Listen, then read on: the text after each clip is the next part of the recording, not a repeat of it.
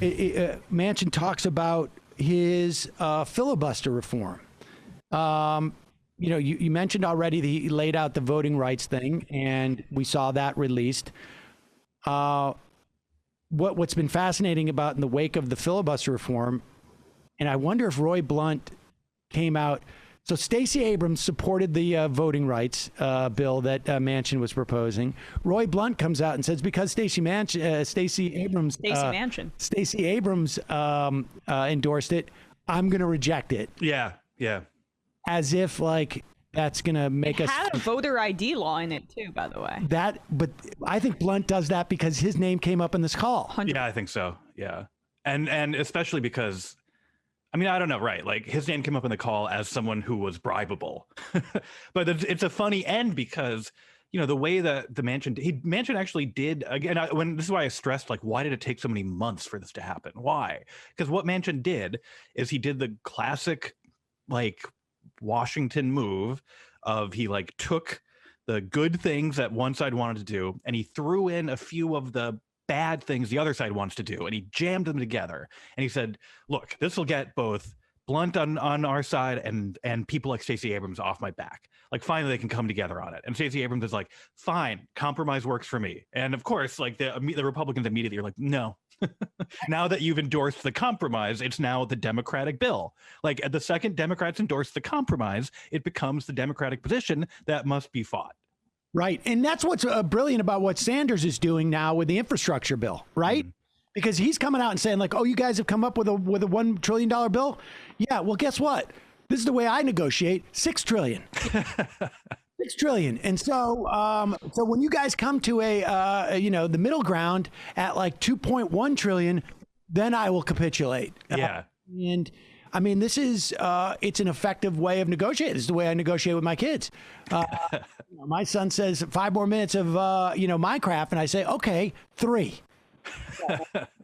I say, I say, you got 5 more minutes. He says 10, and I say 3, and then he's okay with 5. But it's different than negotiating with your kid because the Republicans, as you say, they're not interested in the content of what is being negotiated.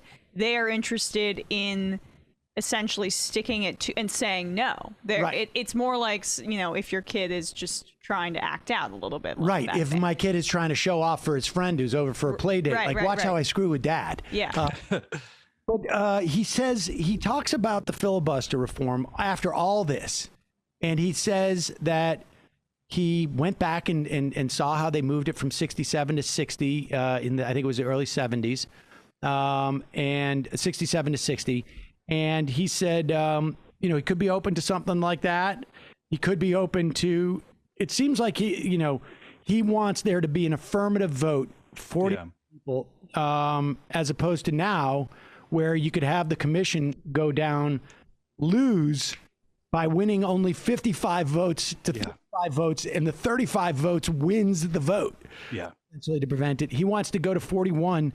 And I don't know, like, what is Mitch McConnell doing? Because Mitch McConnell came out and immediately shut down the voting rights bill and said, we're not doing it. It's like Mitch McConnell is daring him. Yeah. This and Manchin mentioned on the phone, McConnell's going to be able to play just elections. He just cares about 2022, he told me. And he's going to use me as a shield because he knows I'm going to uphold the filibuster. Like, man, well, Manchin seems to be okay with getting played that way. Yeah, exactly. Yeah. And it's pretty remarkable that he's sort of blunt and clear about that, because Republicans are making his life so much more difficult. Mitch McConnell in particular is, the reason that Manchin is under so much pressure is because McConnell is not even allowing things like that commission to go through, and it would be just, I guess McConnell doesn't necessarily care too much about giving Manchin a win, but the more he denies him wins, the likelier it is that there will be an effective change to the filibuster, because Manchin admitted as much in this call. Yeah, but McConnell's betting on himself, right? McConnell is betting on the horse that always wins, which is just obstruct and say no. I mean, until the Democrats give him a reason, or give him an example that this isn't going to work. Alex, like, yeah. Oh no, I mean, I think it's absolutely an extremely plausible situation that McConnell just completely wins here. But he is like, he's playing on a higher difficulty setting than I would think he needs to.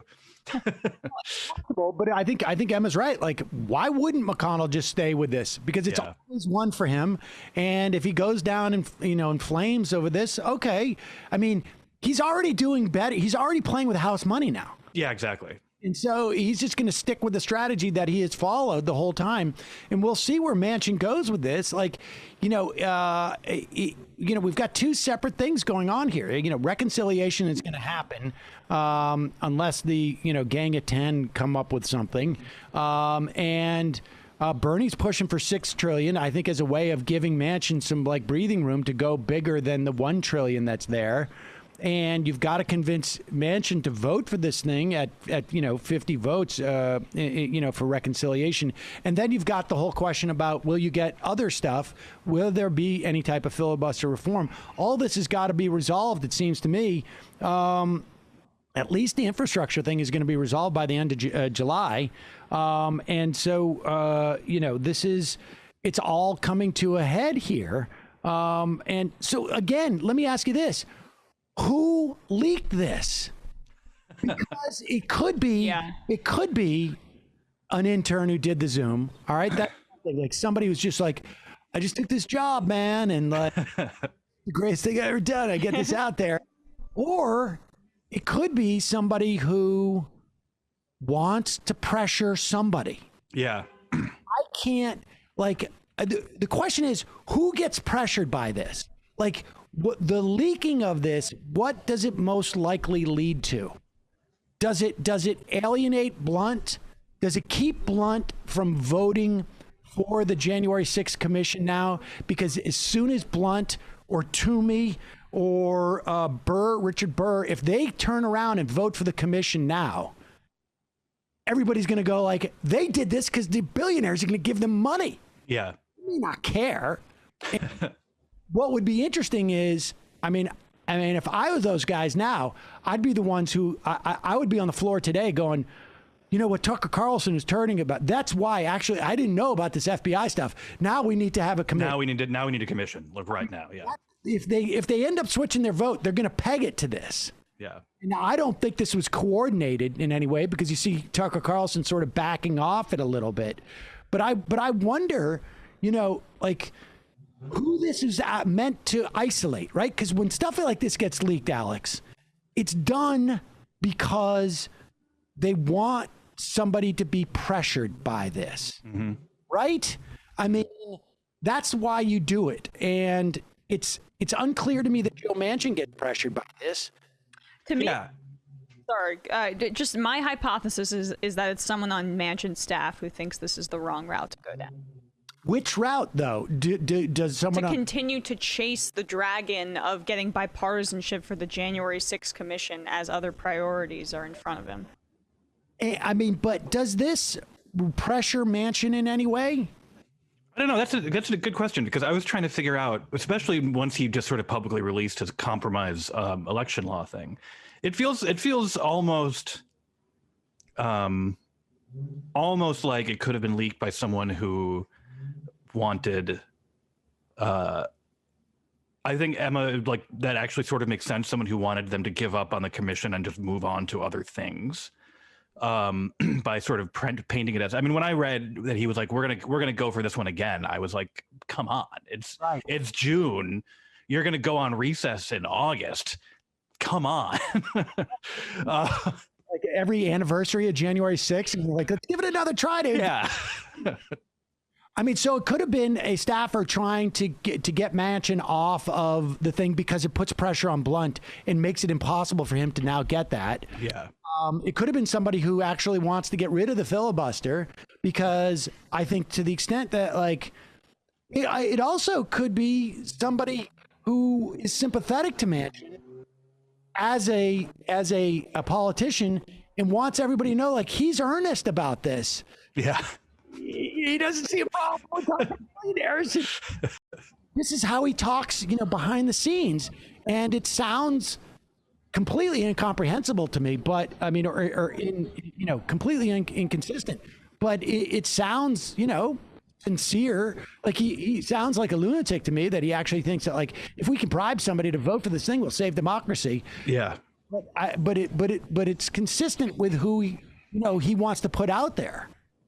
Right. And I think, like, his public defenses of, and again, I always try to be specific about this, his public defenses of the de facto 60 vote threshold, which is not what a filibuster is, but it's how the Senate now operates.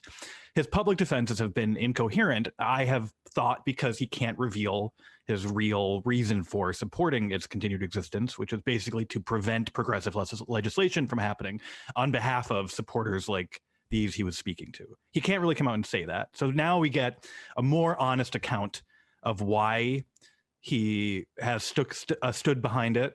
But we also get, I think, a sort of the first honest acknowledgement that the 60 vote threshold was not ordained by God. Because it's actually it's very funny to read him saying, like, oh, I read that, in the 70s, they brought it down from 67 to 60. And it's like, so have you just not been paying attention to anything anyone's been saying about this? Like, have you been plugging your ears when people have been talking about the history of the Senate filibuster for the last several years? I imagine he has. Alex Pareene, always a pleasure. Thanks so much for joining us today. Thank you.